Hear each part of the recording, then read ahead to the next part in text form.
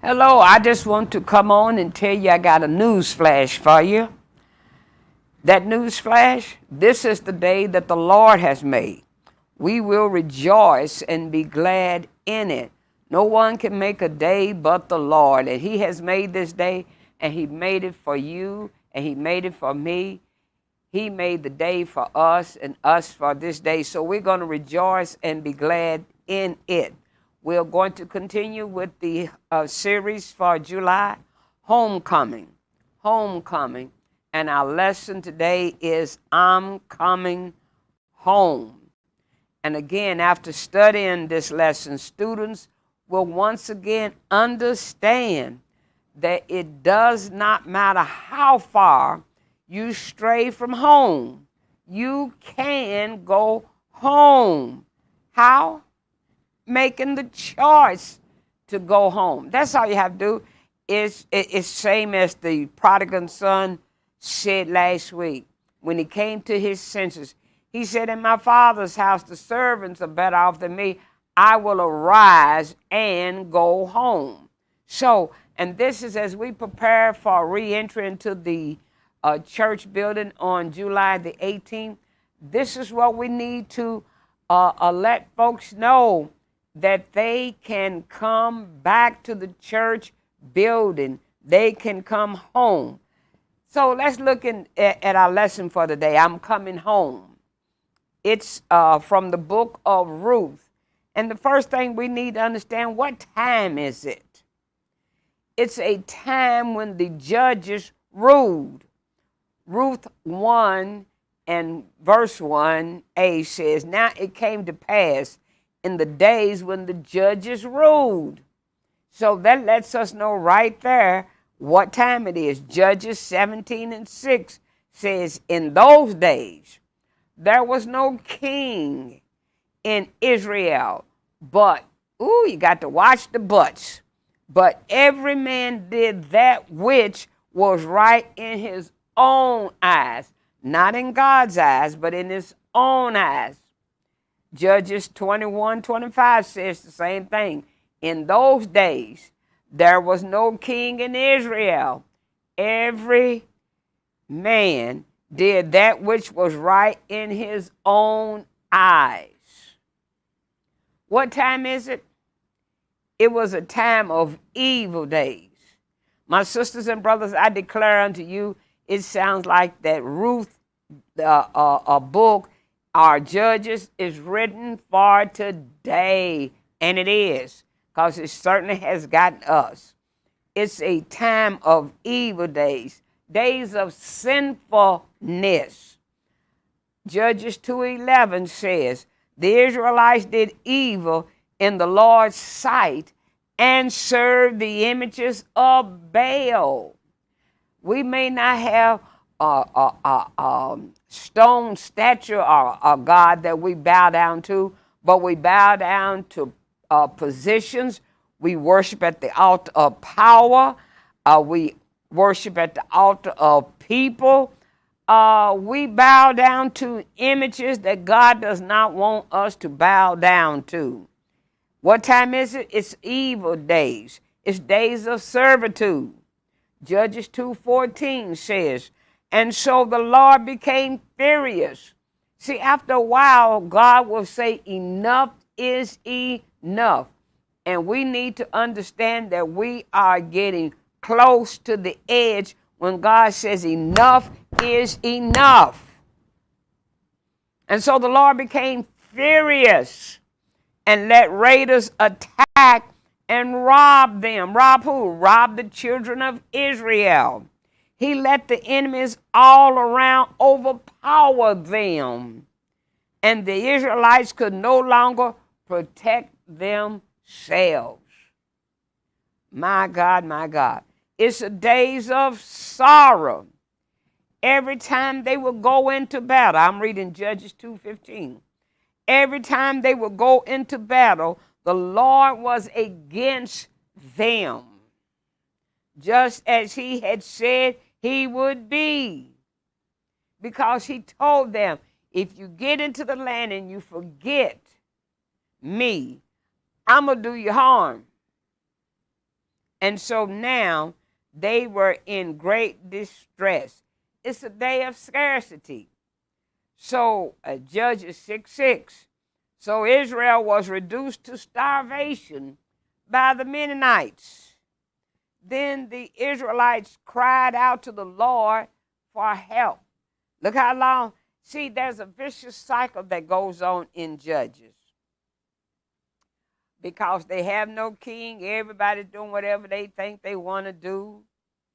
And so there's sin, then there's servitude, then there's sorrow, scarcity, and then salvation. So they cry out to the Lord for help. It was scarcity. Because Ruth 1:1 again tells us, in the days when the judges ruled in Israel, a severe famine came upon the land. It's a day of shamefulness. Now you talking about today. This is it. Families, society, and the nation were gripped by a sinful, evil spirit of lying, stealing, and cheating, selfishness, greed, covetousness, that's even going on within the church.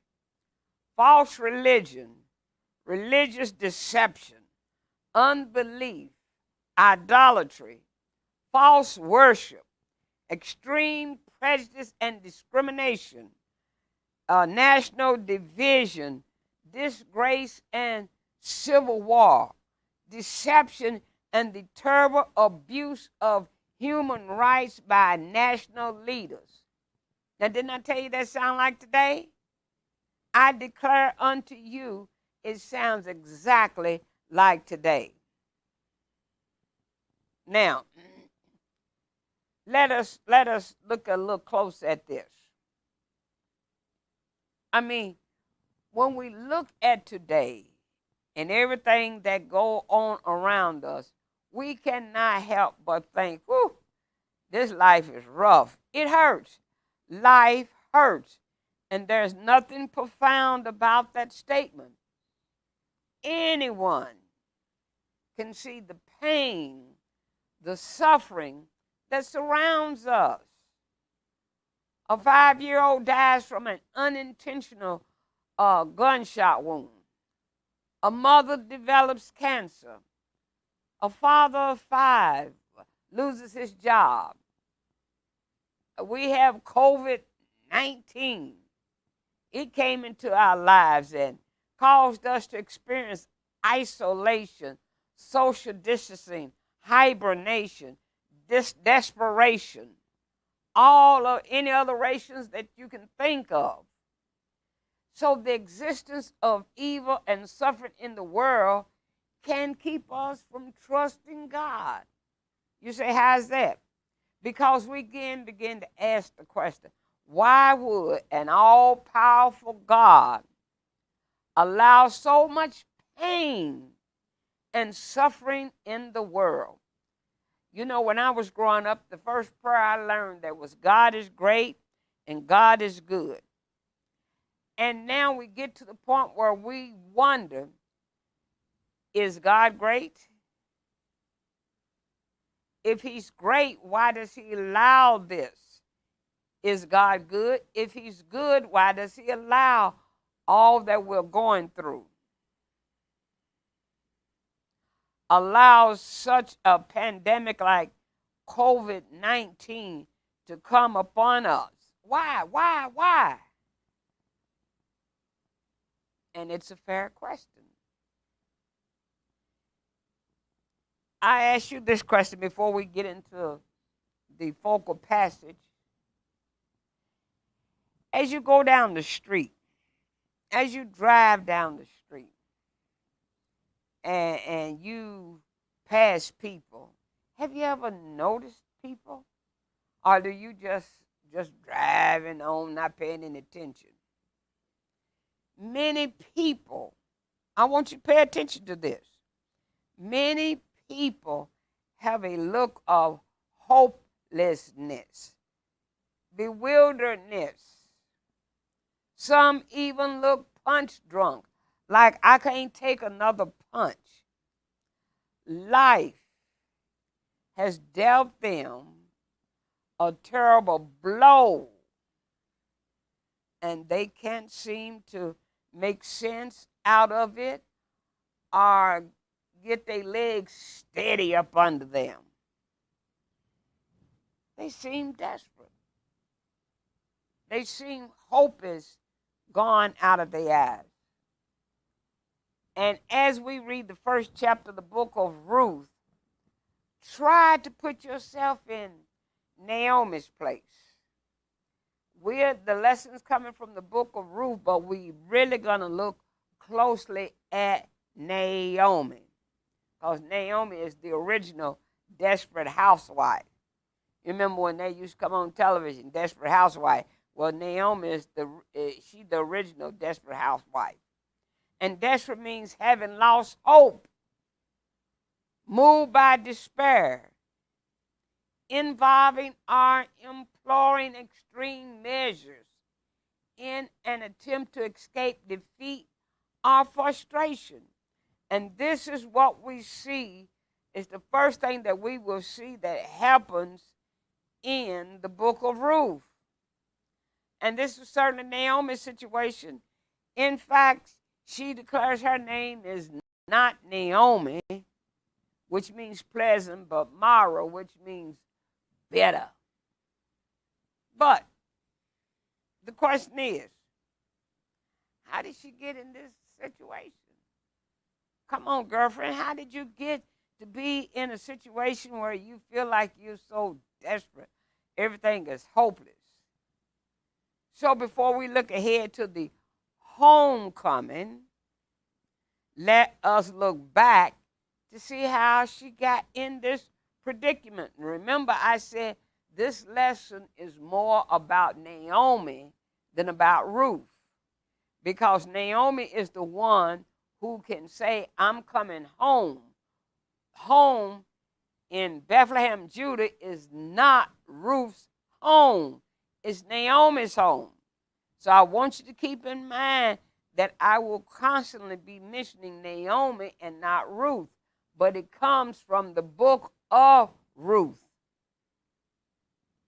Now, first thing that we see is that Elimelech, that's the husband of Naomi, and interesting, because we talked about this several weeks ago, that names mean something. His name meant God is my king, or the king is my God. Well, the king is my God. Elimelech decides to leave Bethlehem, Judah, and go to Moab. Now, who or what is Moab? Well, I'm not going to read it all to you, but yeah, I will. Genesis 19, start in verse 30, go down to 38. Afterward, Lot left Zorah because he was afraid of the people there. Now, see, first of all, you got to go back and read Genesis 19 in its entirety. I'm telling you, if you read Genesis 19, you'll stop all this looking at, what is that, young and the restless, bold and the beautiful, and all that stuff that you look at. I can't think of Housewives of Atlanta or whatever that stuff is called. But anyway, because Genesis chapter 19 is I ain't never seen anything like it. But anyway, because you see, he's afraid of the people at Zorah because he was living in Sodom and Gomorrah. You remember Abraham? You got to go back. You got to study your word. When he and Abraham, their fortune materialized so until the land wasn't able to keep them, and their servants were clashing with each other. So Abraham said, "Look here, Lot," and Lot remembers his nephew. He said, what we need to do is we need to separate. whichever direction you go in, I'm going to let you choose. You can go right, I'll go left. If you go left, I'll go right. Well, Lot looked out there and he saw what he thought was the best land, and so he took the best land. And that put him at Sodom and Gomorrah. Now, at this point in Genesis 19, the angels come and tell him, you need to get up out of here because we're getting ready to destroy this city. And so he went to Zorah, but now he's afraid of the people there, and he went to live in a cave in the mountains. I'm reading again. With his 2 daughters, he left. Now remember, when he left Sodom and Gomorrah, his sons-in-law, who was married to his daughters, they didn't want to leave. And Miss Lot, she was turned to a pillar of salt because she looked back and obviously didn't want to leave either. So one day, now let's look back, verse 31. One day, the older daughter said to her sister, there are no men left anywhere in this entire area, so we can't get married like everyone else. And our father will soon be too old to have children. Come, let us get him drunk with wine, and then we will have sex with him. That way, we will preserve our family line through our father. I mean, did you catch that? Woo, that's rough. So that night, they got him drunk. They got Lot drunk with wine. And the older daughter went in and had intercourse with her father. He was unaware of her lying down or getting up again. The next morning, the oldest daughter said to the younger sister, I had sex with our father last night. Let's get him drunk again with wine tonight. And you go in and have sex with him. That way we will preserve our family line through our father. So that night, they got him drunk with wine again. I don't know how much wine can you drink? A lot? That you get drunk one night and you go back and get drunk the next night? Woo! And the younger daughter went in and had intercourse with him. As before, he was unaware of her lying down or getting up again. As a result, both of Lot's daughters became pregnant by their own father. My Lord. When the older daughter gave birth to a son, she named him Moab. He became the ancestor of the nation known as the Moabites. See, that's where the Moabites come from. When the younger daughter gave birth to a son, she named him Benamite. He became the ancestor of the nation now known as the Ammonites. And you need to understand, these folks are kin to the Israelites. They cousins. They cousins. But they don't act like it in the scripture. Now, so let's get back to, now we know who the Moabs are. Elimelech's decision to go to live in Moab will have a great ripple effect. Why? Because Elimelech dies. And we need, let me just stop and say this. You need to catch this, catch this, catch this. We need to remember that the decision we make today, the consequences will show up in our lives tomorrow. Woo, that was good. I can drop the mic and go home now. You remember that. The decisions you make today, this day, the consequences will show up in our lives tomorrow. Now, another point. Mahlon and Chilion, sons of Naomi and Elimelech. All we know about these two men, other than the names of their parents and wives, is what their names mean. Their names mean sickly or unhealthy. That's Mahlon. Chilion was weak or puny. So they both married Moabite women. And this is a violation of what God had commanded. They both died. And now Naomi has two daughters-in-law left. And check Deuteronomy 7, verses 3 and 4. And you will, well, here it is. What is more? You shall not intermarry with them. This is God speaking. You shall not give your daughters to their sons, or take their daughters for your sons, for they will turn your sons away from me, from following me to serve other gods.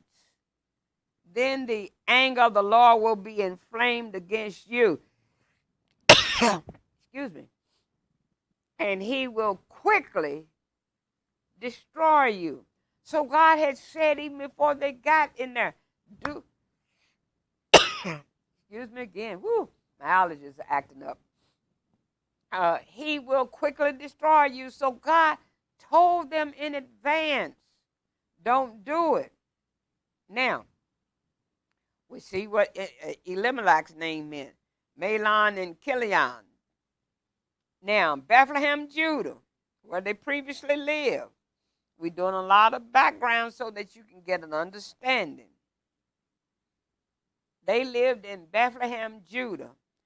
Beth means house and Lehem means bread. Therefore, Bethlehem means house of bread.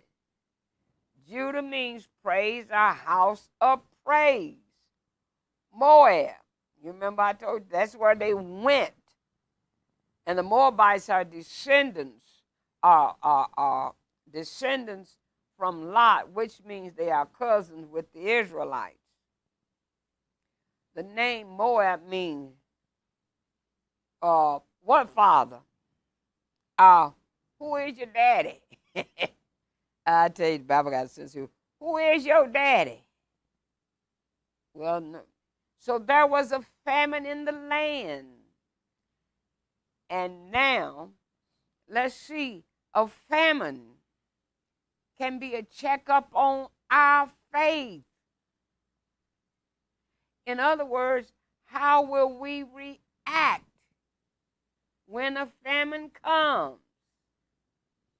There you see, in Genesis 12:10, when a famine came, Abram went down to Egypt to live there because the famine was great and was severe in the land. So he tests our faith. And notice Abram goes down to Egypt. And notice it said down to Egypt because Egypt is symbolic of the world. And to get to Egypt, he had to leave the high place and go down. So it's a chastisement of our failure. Perhaps God, as any parent, will correct their child. And Hebrews 12:6 tells us, the Lord disciplines those he loves, and he punishes everyone he accepts as his child. So, you gave your child a spanking or whipping, took a switch or a belt to him. What makes you think that God won't discipline you?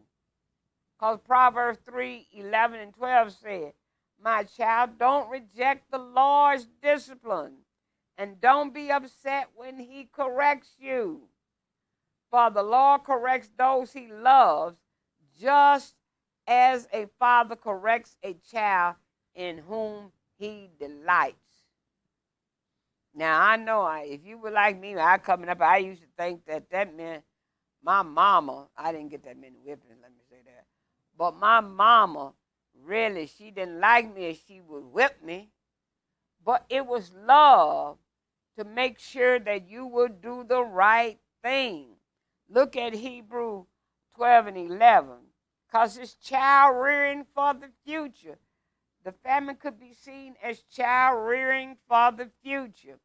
Hebrew 12:11 says, we do not enjoy being disciplined. I don't know anybody that enjoy getting a whipping.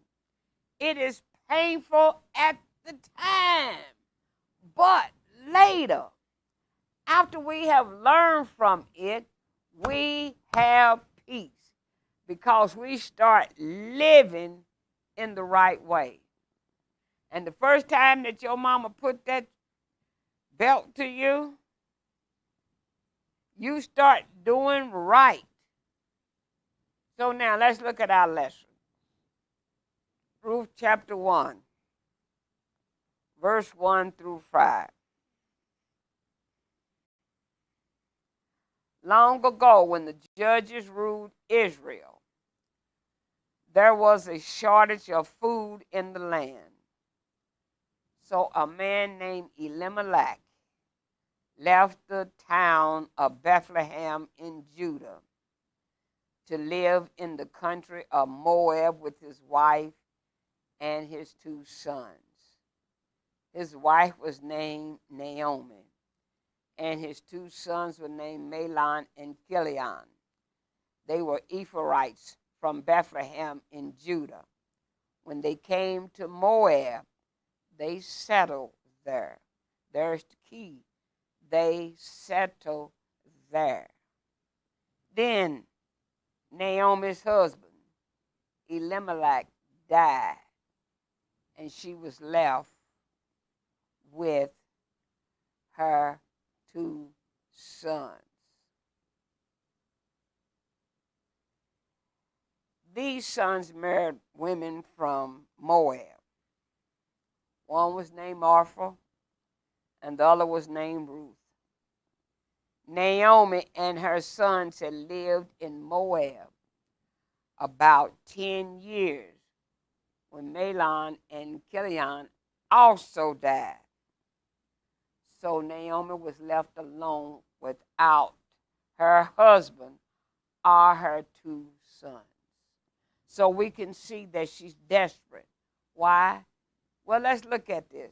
First of all, a shortage of bread caused the desperation. They lived in the house of bread and the land of praise, and yet they leave and go to live in Moab. Now, remember, they leave the house of praise, or the house of bread, and praise, and go eat out of a garbage can and drink from a scrub bucket. I mean, who does that? I don't think that I would leave the house of bread, the land of praise, and go try and find me something to eat out of a garbage can and drink from a scrub bucket. But this is likened to what they did. They go back into the world because God says in Psalms 108, verse 9, Moab's a scrub bucket. I mopped the floor with Moab. But here are his people going down to Moab because there's a shortage of bread in the house of bread. Now, the shortage of bread could mean several things. It could be shortage of money, and that's many times what we say, I don't have no bread. Shortage of food, and certainly spiritual hunger. And we see the same thing happen with the prodigal son last week. After he spent everything, that's shortage of money, A time came when there was no food anywhere, shortage of food, and the son was poor and hungry. Not only is he physically hungry, he is spiritually hungry. Naomi is desperate because of being in a strange land. She is desperate because of severe losses. Naomi's husband died. Her 2 sons died. She's desperate because now here she is in Moab, and she has no support base. And one thing, we can make it as long as we got a support base. Somebody that can pump us up, somebody that can walk with us, be with us, help us, talk to. But here she is in Moab. Oh, she done lived there for 10 years, yeah. So I'm sure she had a friend across the walk there or something. But there was no support base. Now, let me ask you this. Suppose you have been driving for several hours. When you see a sign that lets you know that you are traveling the wrong way. You have been going wrong for several hours.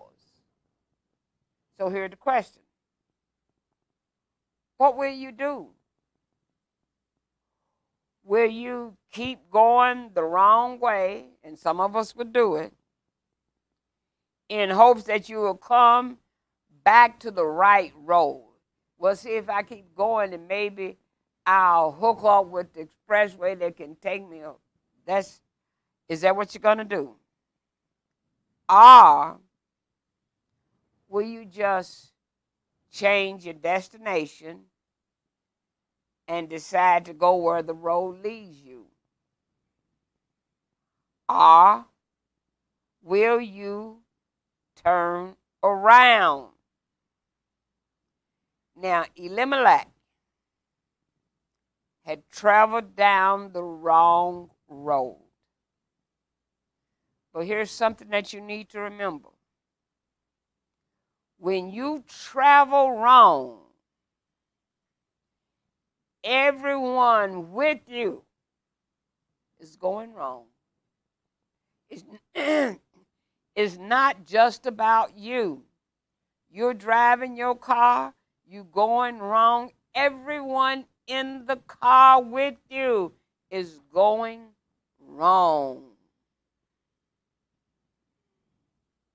And so now, what do? You keep going that wrong way? Or you decide your destination will change? Or will you turn around and go the right way? Well, let's look at Naomi. Ruth 1, verse 6 through 9.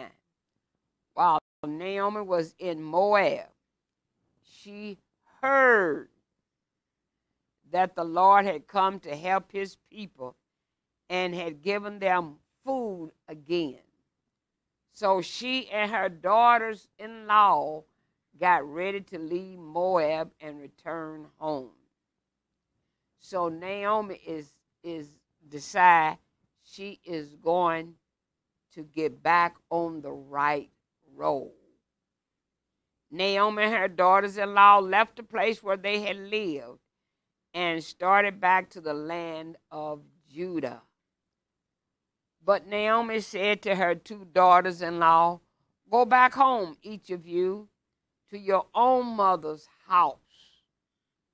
May the Lord be as kind to you as you have been to me and my sons, who are now dead. May the Lord give you another happy home and a new husband."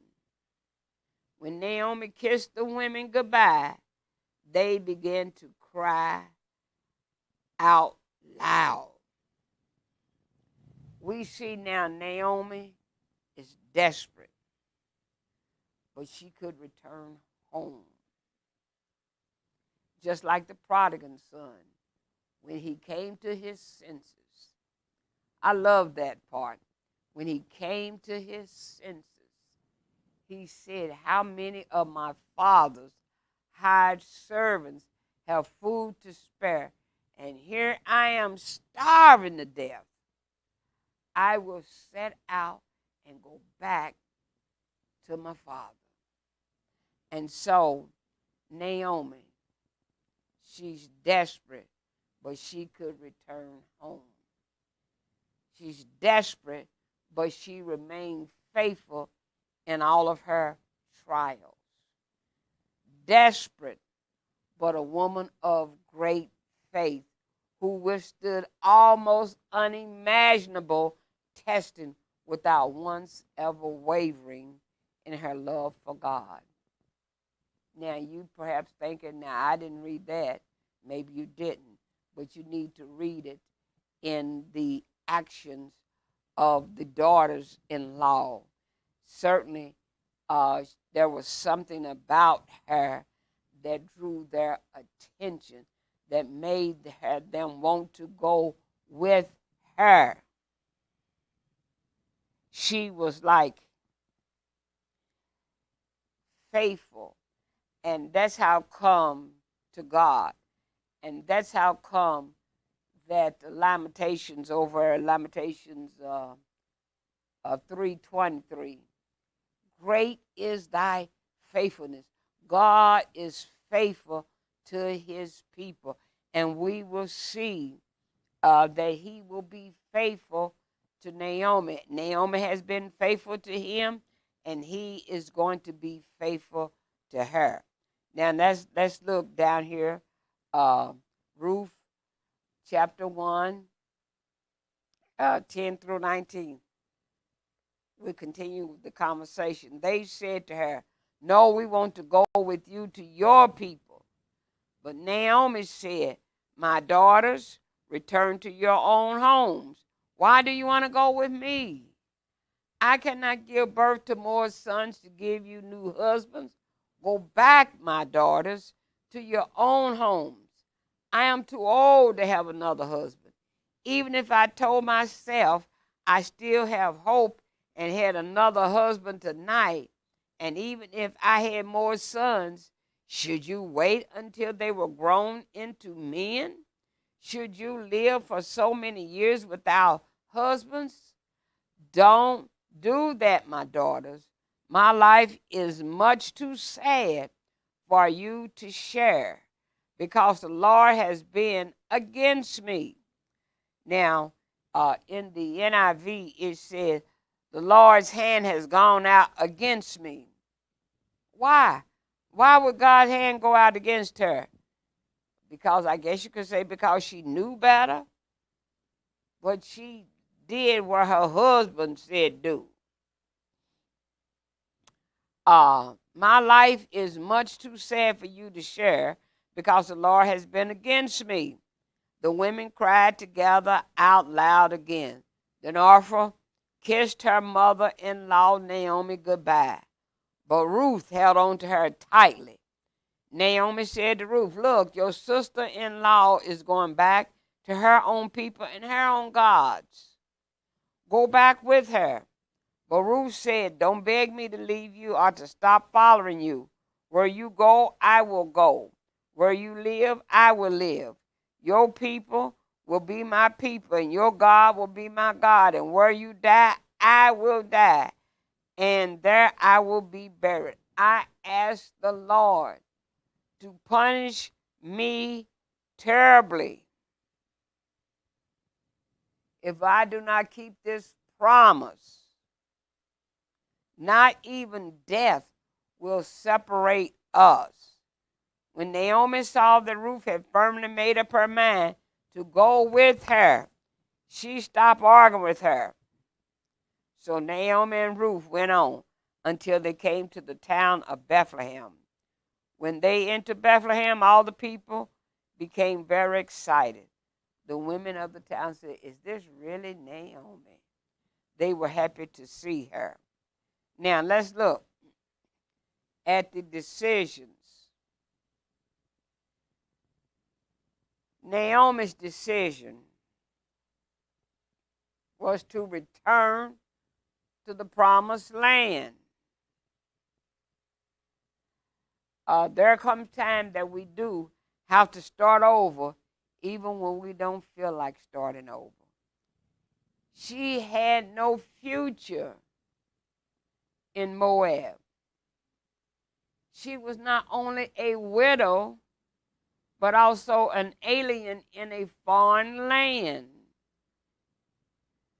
And because of that, she should have been more sensitive to the plight of her two daughters-in-law. And many times we want to chase people away instead of drawing them to Christ. We saw that last week when we looked at a new look at the prodigal son.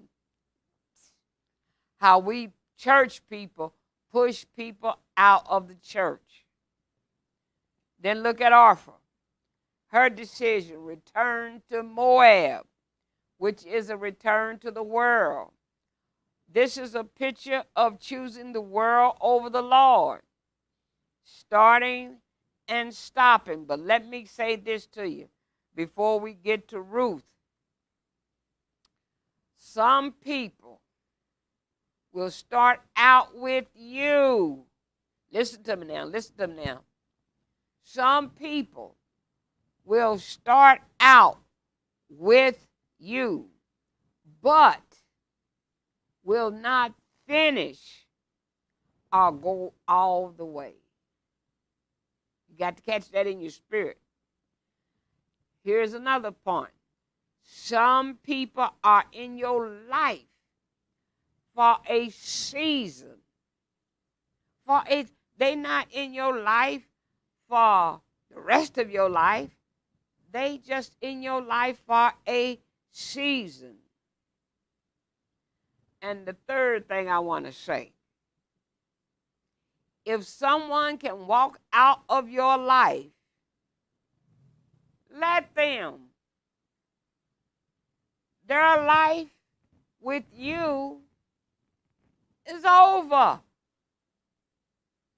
Don't beg anyone to stay in your life. Why? Because they are not going where you are going. They don't want what you want. And we see that. Naomi wants to go back to Bethlehem, Judah. Orpha doesn't. She was there for a season. And many times people are in our lives for a season and a reason. And when the reason is over, the season is up. Let them go. Stop begging somebody to stay in your life. They're not going where you're going. They don't want what you want.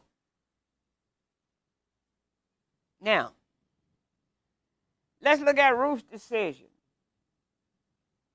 Ruth demonstrates faith in Naomi's God. She trusted God. We hear about how Abraham left everything, but Ruth does the same thing. She trusted God enough to leave her region, trusted him enough to leave her relatives, trusted him enough to leave her religion, trusted him enough to leave her relationships. But somebody said, you can't beat God giving. So Ruth was willing to give that up for him. God's grace towards Ruth, what she got was a new place for her home. Because she said, where you go, I will go. So she got a new place for her home, a new people for her friends, a new power for her life, and a new prospect for her future. And as we return to the building, not to the church, because we are the church, but as we return to the building, you need to remember some members will be like Naomi. I once heard Bernetta Cosby speak on Naomi, and I love what she did. She changed the name. She went backwards. She said, spelled backwards, Naomi means I mourn. And Naomi did. Some will come back. You will find them still in mourning because perhaps they lost a loved one during COVID-19. Naomi comes back. She's bitter due to her losses.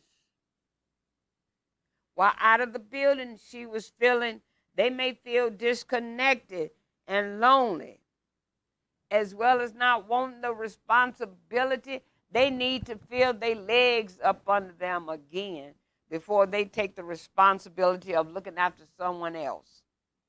Some may be like Orpha, will not return to the building. They may not even return to church. They may or may not be a member. Some will prefer to watch online or call in for Sunday school. Certainly you can look at Hump Day. And then others will be like Ruth, demonstrating a strong commitment to serving the Lord. They could be new members or returning members with a new commitment. But whether they are Naomi, Orpha, or Ruth, all are valuable to the body of Christ. See you next week.